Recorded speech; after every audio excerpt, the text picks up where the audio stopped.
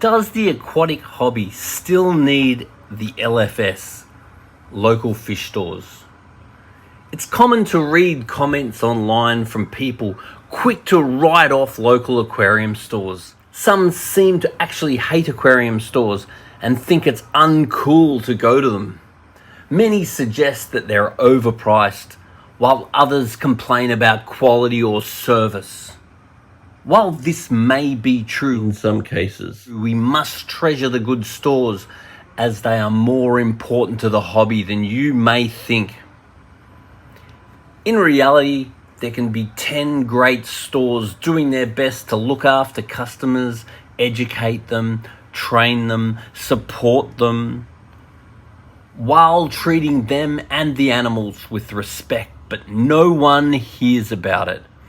As soon as someone has a bad experience, they're far more likely to post it everywhere they can, even on a mission to warn the world. People are very passionate about their fish, and if they blame the store for a problem with their fish, it's like they want to destroy that store. Very few people understand the commitment and risk involved with owning a fish store. Associations like the PIAA are vital to protect the industry against well-funded lobby groups keen to close down the whole industry, believing we don't have the right to own pets or keep fish in tanks. To a hobbyist, the idea of opening an aquarium store seems so attractive and fun for any fish lover. Many people get sick and tired of working their job and decide to semi-retire by spending their savings opening their dream aquarium store. They picture themselves happily mucking around with fish all day while banking the profits. It looks so fun and so easy. For the first year or two, they seem to have unlimited energy, keen to do anything to ensure the business is a success. They are determined to be the best, and they are proud of what they do. Their enthusiasm is contagious. Soon they learn good staff is almost impossible to find, little what being able to afford to keep them. Most get a rude shock once they start to run out of that initial energy and the funds and find they need to work 24/7 just to keep the store running, unable to even take home a wage.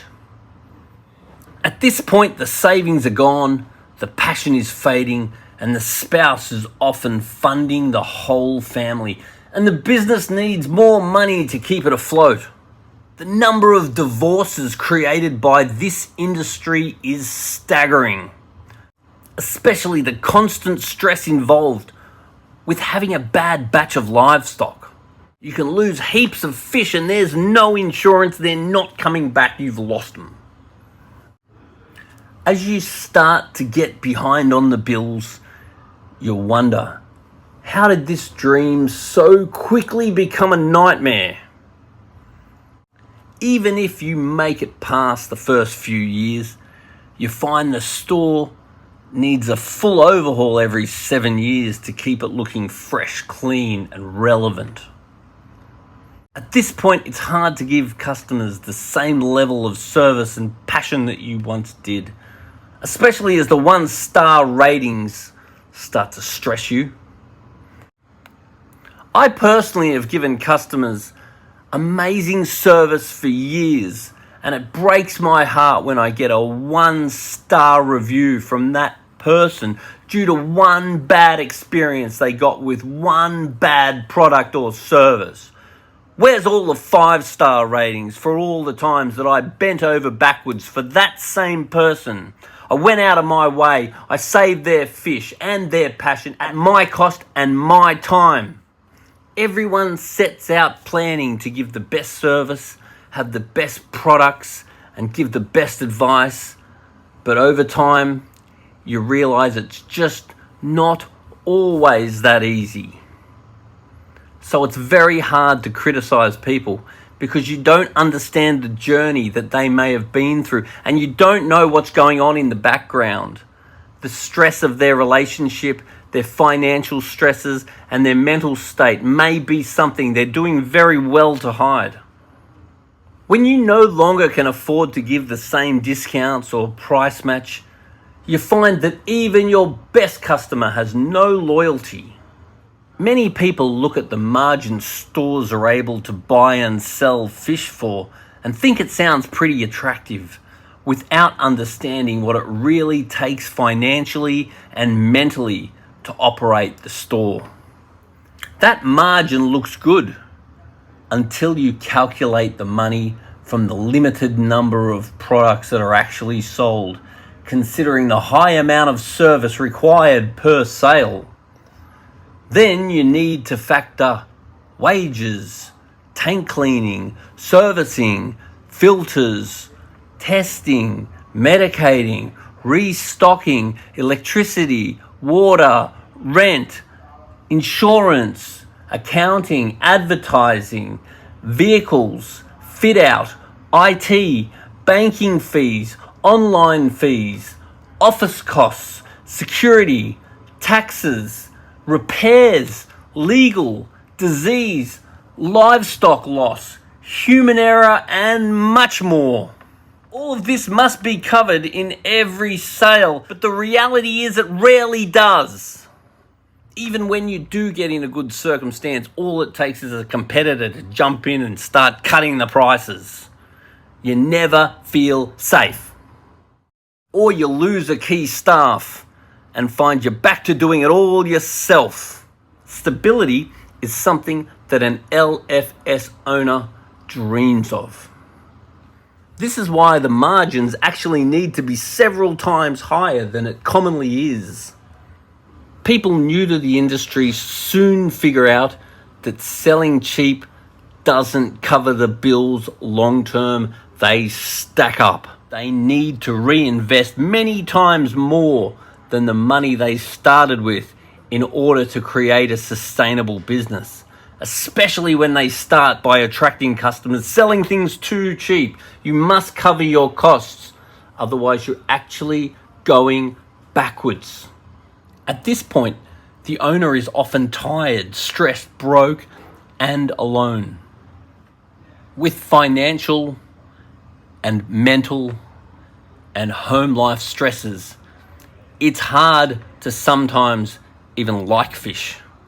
Little what, love them when you live, breathe, and work with them.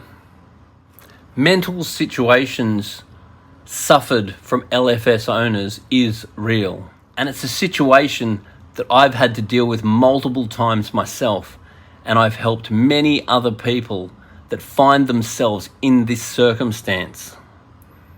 This is why associations such as the PIAA can be an understanding, real support structure for advice if you reach out. I really recommend that everyone needs to join the PIAA, the Pet Industry Association. We need to make it strong, and we need to have it able to help support each other. We all need to get involved.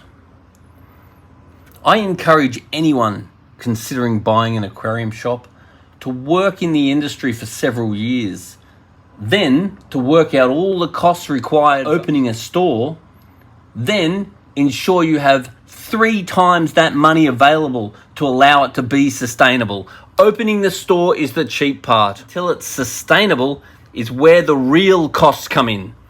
There's a joke in the industry. The best way to be an aquatic millionaire is to start out a billionaire. Even considering all this, the tradition of the LFS lives on. The question is, do we still need them? I was invited to read a confidential study funded by a major pet supplier, which surveyed a substantial number of fish keepers in Australia with the aim of understanding buying trends and motivations. As this was read in confidence, I'm limited to what I'm able to post. But the first part of the study laid out in percentages all the reasons why you would think about getting an aquarium. Then all the reasons why they actually did get an aquarium. then all the reasons why they would think about getting rid of an aquarium, then all the reasons why they did get rid of an aquarium.